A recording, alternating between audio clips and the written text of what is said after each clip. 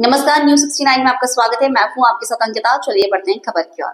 अजित पवार के निधन के बाद महाराष्ट्र की राजनीति में सबसे बड़ा सवाल ये खड़ा हो गया है कि दोनों एनसीपी का क्या विलय हो जाएगा। माना जा रहा है कि विलय की प्रक्रिया में सुनेत्रा पवार की भूमिका सबसे महत्वपूर्ण होगी। इस समय उन्हें डिप्टी सीएम बनाने की चर्चाएं तेज है, लेकिन विलय को लेकर सभी एक मत नहीं है। ऐसे में महाराष्ट्र की राजनीति और एनसीपी के लिए ये कठिन समय है कि वो किस ओर आगे बढ़े। अजित गुट का मानना है कि राजनीतिक फायदे के लिए इतनी जल्दी विलय का मुद्दा उठाया जा रहा है। अजित पवार के नेता फौरन विलय नहीं चाहते, लेकिन शरद पवार गुट में इसे लेकर जल्दबाजी देखने को मिल रही है।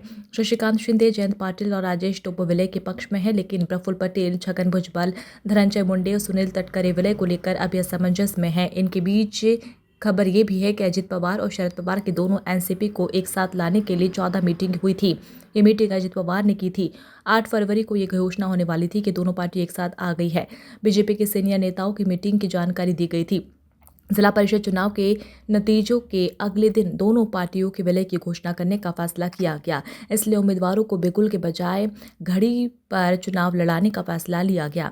बहरहाल इस बात की चर्चा तेज है कि 8 फरवरी को शरद पवार और अजित पवार अपनी एनसीपी का विलय करना चाहते थे और शरद पवार भी महाराष्ट्र की महायुति सरकार को ज्वाइन करने वाले थे।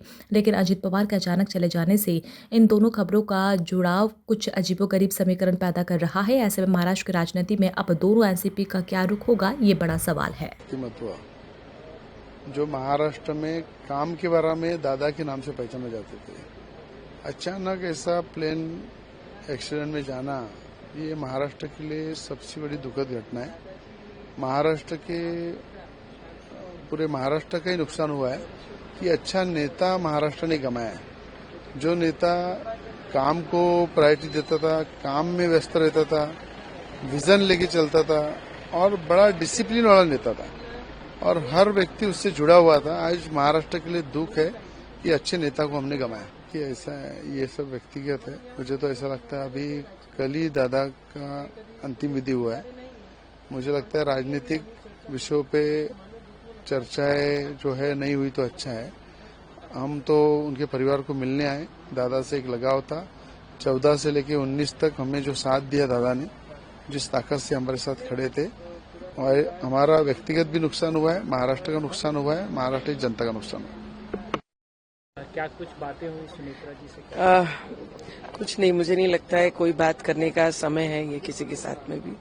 और पवार साहब के उपकार इस महाराष्ट्र में जितने भी पॉलिटिकल लीडर्स होंगे, मुझे नहीं लगता एक के ऊपर भी ऐसा नहीं होगा कि हमारे अजीत दादा का किसी के ऊपर उपकार नहीं हो। हम भी उसी में ही हैं, क्योंकि करियर की शुरुआत ही दादा के साथ, ये मेरी राजकीय क्षेत्र की शुरुआत हुई है। तो मुझे लगता है कि दादा के साथ जो हुआ, ये महाराष्ट्र में हर रहने वाला व्यक्ति ये दुखी है उस दिन से, और ऐसा किसी के साथ में भगवान ना करे। क्योंकि दादा हमेशा यही बोलते थे कि मेरी आखिरी सांस भी लोगों के काम करने में ही जाएगी। शायद बारामती का प्यार उनके साथ इतना था कि आखिरी सांस भी इस क्षेत्र में उनकी गई है। He was the most punctual, not just politician, but a human being that I have come across. He used to value his time, and in fact, by virtue of that, he valued other people's time as well.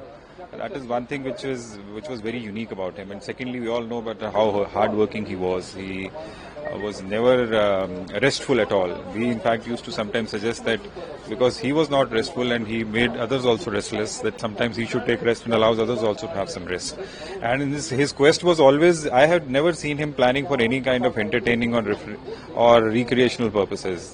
Last time when he went for his son's wedding to outstation country, I remember that then he came back and he were driving together, and I asked him that how did he find it. He said, yeah, for first time I did have some fun. फिलहाल इस खबर में इतना ही। आप बने रहिए news 69 के साथ। नमस्कार।